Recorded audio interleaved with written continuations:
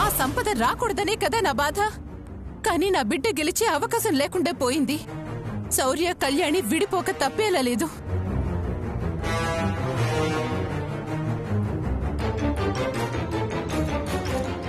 కళ్యాణి శౌర్యల్ని ఎవ్వరూ విడదీయలేరు. శౌర్య తప్పకుండా గెలుస్తాడు. ఏంటి అంత నమ్మకం? ఏ తప్పు చేయలేదు అనే నమ్మకం, ఎవరిని మోసం చేయలేదు అన్న నమ్మకం. అన్యాయం ఎంత ఎగిరినా చివరికి న్యాయమే గెలుస్తుంది అన్న నమ్మకం.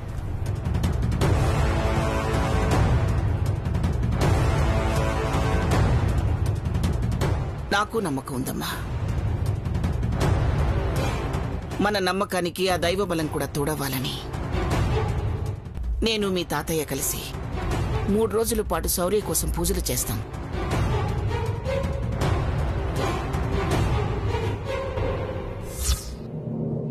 అవునమ్మా, ఇద్దరం కలిసి ఆ నిర్ణయం తీసుకున్నాం. మనకు మంచే జరుగుతుంది. చాలా మంచి మాట చెప్పారండి. పైన తదాస్తు దేవతలు విని తదాస్తు అంటారు. ఇంకా ఆలోచించి గొడవలు పడింది చాలు. పాపం కళ్యాణి ప్రేమతో చేసిన బిర్యానీ చల్లారిపోతుంది. రండి కూర్చోండి అందరూ. కూర్చో దమయంతి. రా దమయంతి. అమ్మా రా కూర్చో. పద కూర్చో అమ్మా, కూర్చో. నేను వడ్డిస్తానమ్మా, వెళ్ళి చేతులు కడుక్కొని వస్తాను. పదమ్మా, నేను కూడా వస్తాను.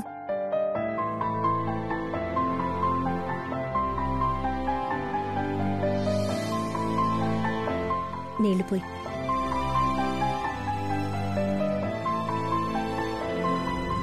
అనుపమమ్మ బయటికి వెళ్ళొచ్చింది. గుడికన్నారు. నిజంగా గుడికేనా?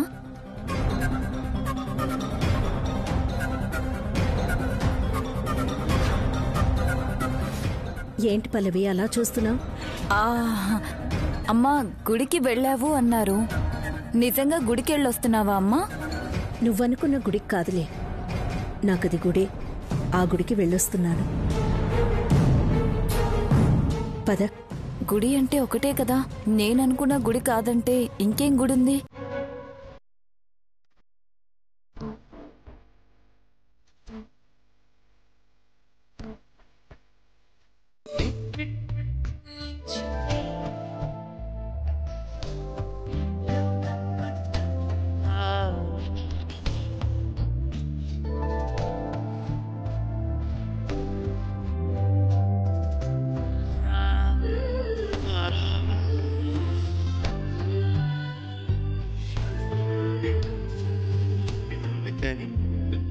రేపటి గురించి ఆలోచిస్తూ ఈ రోజు ఆనందాన్ని దూరం చేసుకోకూడదు. ప్రశాంతంగా భోంచేయి దమయంతి. జరిగే జరుగుతుంది.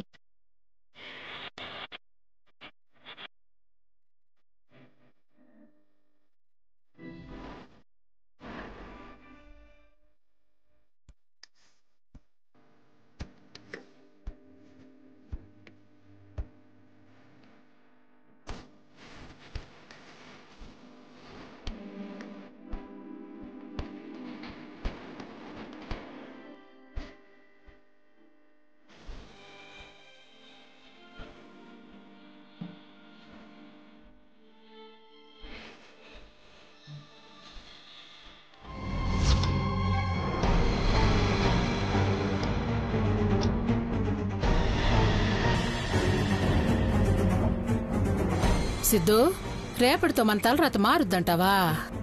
మారి తీరుద్దమ్మా. మనమ్మి ఫోన్ చేస్తుందేంది? పల్లవి చెప్పమే, ఎట్టుందాడు ఎవ్వరం? అమ్మా, నువ్వు ముందు ఫోన్ సంపదకివ్వు. చూసినా ముందొచ్చిన చెవుల కన్నా వెనకొచ్చిన కొమ్ములు వాడి అని. ఇదిగో పల్లవి నీతోనే మాట్లాడుతుందంట. హలో, చెప్పు పిన్ని. ఏంటి సంపద? వీళ్ల పరిస్థితి నాకేం అర్థం కావట్లేదు.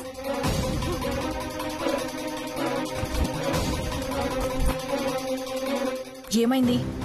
వీళ్ళ తరపున కేసు వాదించే దిక్కు లేదు అన్నారు.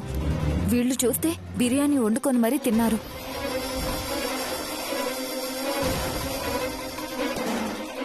అది ఆనందం అనుకోవాలో బాధ అనుకోవాలో నాకైతే ఏం అర్థం కావడం లేదు. ఏంది మే నువ్వు చెప్పేది? రేపు కేసు ఏమవుతుందని భయం లేకుండా బిర్యానీ తినడం ఏంది? అది నాకు అర్థం కాకే కదా మీకు కాల్ చేసింది. వాళ్ళ ఆనందానికి ఇదే ఆఖరి రోజని బాగా అర్థమైనట్టుంది పిన్ని. అందుకే చివరి రోజుని అలా బిర్యానీతో సెలబ్రేట్ చేసుకుని ఉంటారు.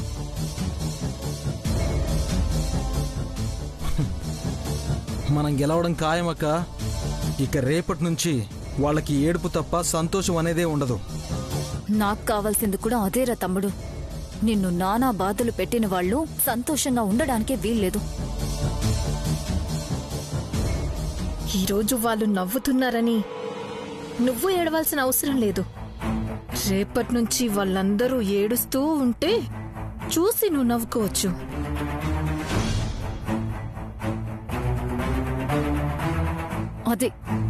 అదే నాకు కావాల్సింది. వీళ్ళు ఇంకా ఇంకా బాధలు పడుతుంటే నేను చూడాలి. ముఖ్యంగా ఆ శౌర్య, కళ్యాణిలు.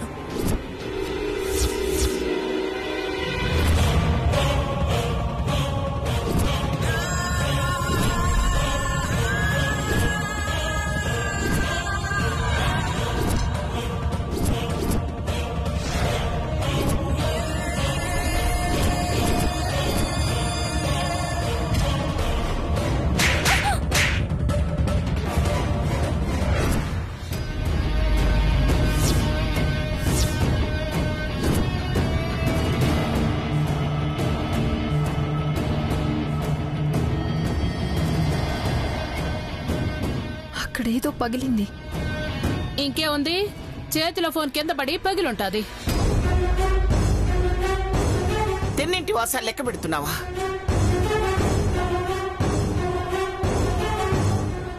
ఏమిటి, నా మనవడు మనవరాలి ఏడుపు చూడాలనుకుంటున్నావా నువ్వు?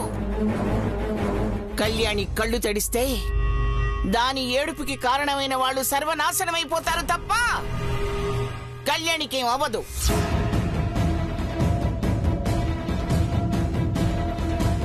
ఇక నా మనవడంటావా? నిజాయితీకి నిలువుటద్దం వాడు. వాడి నిజాయితీ వాడిని కాపాడుతుంది. నీతి నిజాయితీ అనేవి జారుడు బండల్లా పడుతూ లేస్తూ పైకెక్కాలి. ఒక్కసారి ఎక్కాక పడిపోవటం ఉండదు.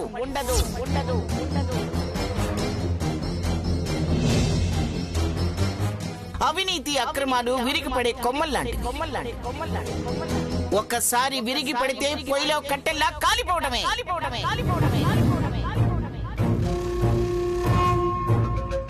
విరిగిపడే కొమ్మ మీద కూర్చొని విజయం మాదే అనుకుంటున్న దానికి చెప్పు. కోర్టులో నా మనవడు మనవరాలి గెలుపుని ఎవరు ఆపలేరు.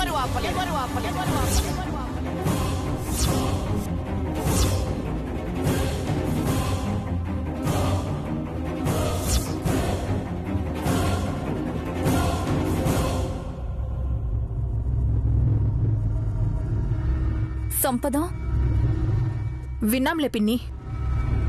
పాపం పెద్దావిడికి తెలియటం లేదు. మేము గెలిచామని తెలిసిన మరుక్షణం ముందు గుండెపోటుతో పోయేది ఆవిడే. తన మాటలు పట్టించుకోకుండా రేపటి వరకు వెయిట్ చేయి. వాళ్ళ తలరాతులు ఎలా మారిపోతాయో చూద్దు కాని.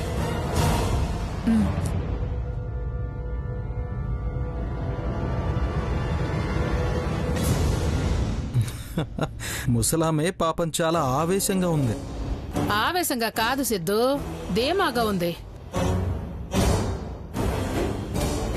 మన అమ్మిని కొట్టి మరీ అంత గట్టిగా మాట్లాడిందంటే అంత ధీమా ఏందని కదూ.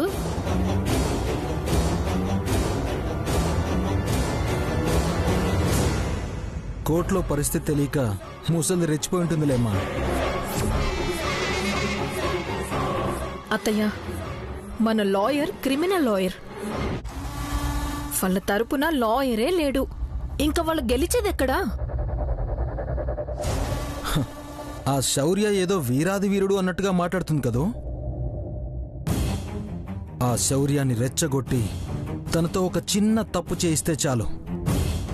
ఆ తప్పే మనకి ఆయుధం అవుతుంది. ఎస్, తన ఆవేశం ఎప్పుడూ తనతో తప్పులు చేయిస్తుంది. అందుకే శౌర్య ఆవేశాన్ని కూడా వాడుకుందాం.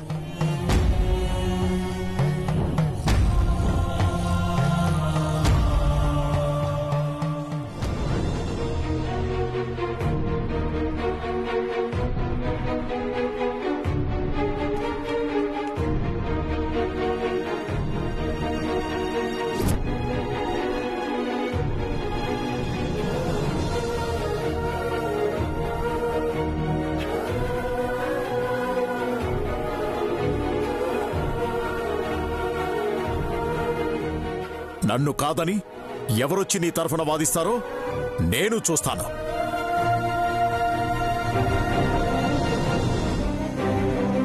ఉన్న ఆధారాలు ఎలాగూ వాళ్ళకిచ్చేశాను.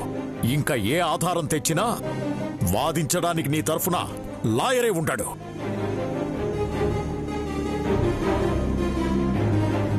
ఇప్పుడు కూడా నీకు బంపర్ ఆఫర్ ఇస్తున్నాను శౌర్య. ఆ కళ్యాణిని వదిలే. నువ్వేం చెప్పినా చేస్తాను. నీ జాబ్ నీకొచ్చేలా చేసి నీకు ఏ కష్టం రాకుండా చూసుకుంటాను.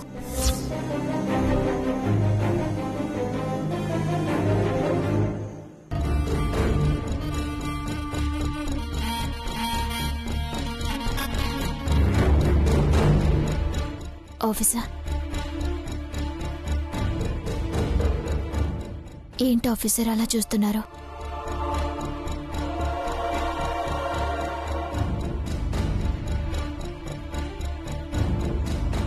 కాసేపట్లో కడప దాటి కోర్టు మెట్లెక్కుతున్నాం. అక్కడ ఏం జరుగుతుందో, ఎవరికి న్యాయం జరిగి ఎవరికి అన్యాయం జరుగుతుందో తెలియదు.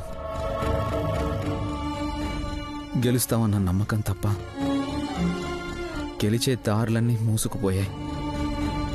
అలా అనొద్దు ఆఫీసర్. అన్ని దారులు మూసుకుపోయినా ఏదో ఒక దారి తెరిచే ఉంటుంది. కష్టంలో కంగారులో అది మనకి కనిపించదు, అంతే. ఏంటి కళ్యాణి నీకంత నమ్మకం? నా నమ్మకం మీరు, మీ నిజాయితీ ఆఫీసర్. మనల్ని ఓడించాలని, నేను నాకు దూరం చేయాలని ఆ సంపద ఎంత గట్టిగా ప్రయత్నిస్తుందో చూసావు కదా. మంచి మీద గెలవాలని చెడు యుగ యుగాలుగా ప్రయత్నిస్తూనే ఉంది, ఓడిపోతూనే ఉంది. మనం గెలుస్తాం ఆఫీసర్. మీరింకేం ఆలోచించకండి. ఒకవేళ గెలవలేకపోతే నువ్వు నాకు దూరం అవ్వవు కదా. మీలో సగాన్ని నేను, మీతో ఎప్పుడూ ఉంటాను. ఇంకా నేను ఎలా దూరం అవుతాను? ఎవరు నన్ను దూరం చేస్తారు? మీకు నన్ను దూరం చేయగలిగేది ఆ చావు మాత్రమే. ఏ కళ్యాణి,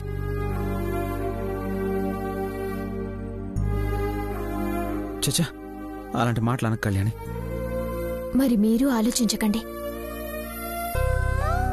కోర్టులో మన తరఫున వాదించడానికి లాయర్ లేనప్పుడు ఏం జరుగుతుందో తెలియదు కదా కళ్యాణి. మంచి వాళ్ళ కోసం దేవుడు ఎన్నో అవతారాలెత్తాడు. మీకోసం కూడా ఆయన ఎవరో ఒకరి రూపంలో వస్తాడు. నీకెలా ధైర్యం చెప్పాలని నేను ఆలోచిస్తుంటే నాకే నువ్వు ధైర్యం చెప్తున్నావా? నేను భయపడితే కదా ఆఫీసర్ మీరు ధైర్యం చెప్పడానికి. మనం గెలుస్తాం. మీరు పదండి.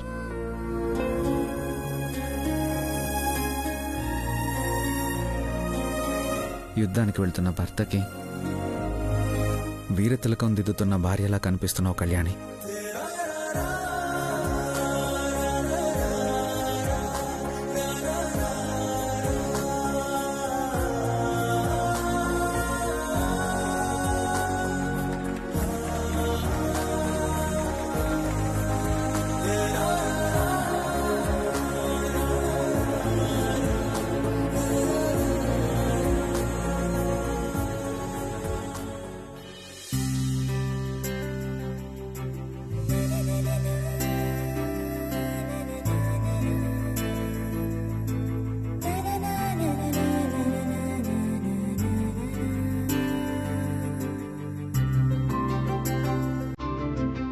అమ్మా, నా కొడుకు కోసం నువ్వు చేస్తున్న పూజలు ఫలించాలి. నా కొడుకు భవిష్యత్తు బాగుండాలి. మనిషికి మనిషి అన్యాయం చేస్తాడేమో గాని దేవుడు ఎప్పుడూ అన్యాయం చేయడు. అందుకే ఆయన్నే నమ్ముకుని నేను పూజలో కూర్చున్నాను. ఇంతమంది ప్రేమ శౌర్యాన్ని గెలిపించకుండా ఉంటుందా అమ్మా? అక్కడ ప్రేమలు గెలిపించవు, సాక్ష్యాలు గెలిపిస్తాయి. ఉన్న సాక్ష్యాలు తీసుకెళ్లి వాళ్ళ చేతుల్లో పెట్టొచ్చారు. చూడాలి ఇప్పుడేం జరుగుతుందో.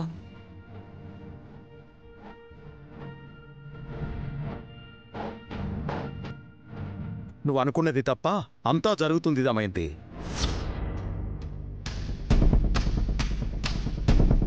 దమయంతి పైకి ఎలా మాట్లాడినా మనసులో తన బిడ్డ గెలవాలనేగా కోరుకుంటుంది.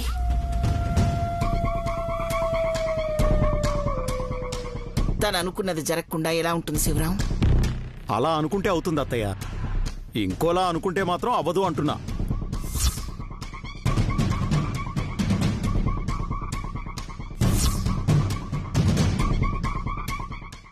ఆ కోపాలు చాలు.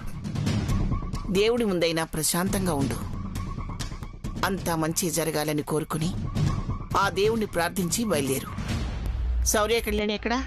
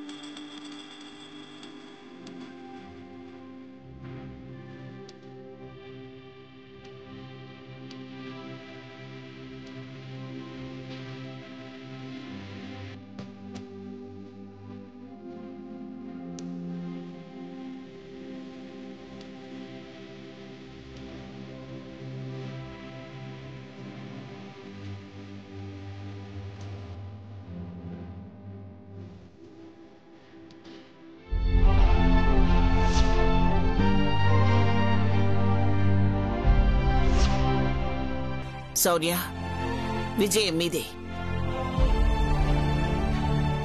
మనసులో మరో ఆలోచన లేకుండా ధైర్యంగా వెళ్ళండిరా. అలాగే అమ్మమ్మ. కళ్యాణి, నువ్వు తోడుండగా శౌర్య ఎప్పుడూ ఓడిపోడు. ఆ నమ్మకం నాకుంది. ఏంటో మా మీద లేంది తన మీద అంత నమ్మకం. భర్తకి కష్టం వస్తే భయపడకుండా బాణం ఎక్కువ పెట్టిన సత్యభామ లాంటిది కళ్యాణి.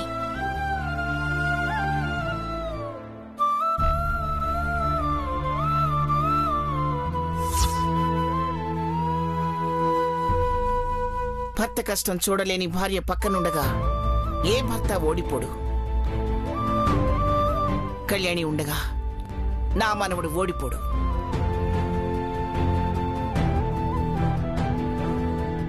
కోర్టుకి టైం అవుతుంది, బయలుదేరుతామమ్మా. మంచిది, జాగ్రత్తగా వెళ్ళండి. అలాగే అమ్మమ్మ.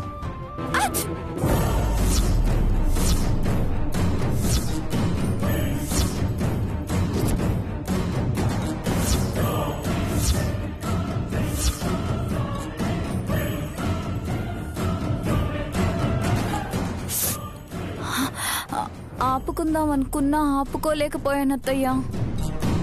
ఏం పర్వాలేదు, పిల్లి తుమ్ముకి పట్టింపు లేదు.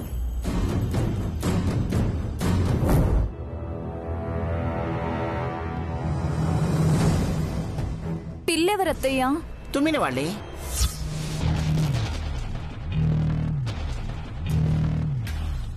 మీరు బయలుదేరండి. సరే అత్తయ్య.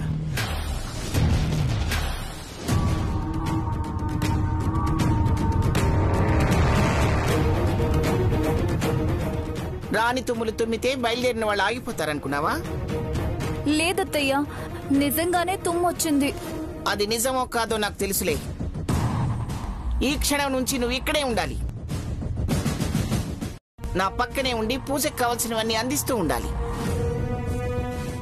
పంతులు గారు వస్తున్నారు, వెళ్ళి ప్రసాదాలుండు. నేనా? నువ్వే. నువ్వు చేసిన పనికి ఇదే తగిన శిక్ష. వెళ్ళా.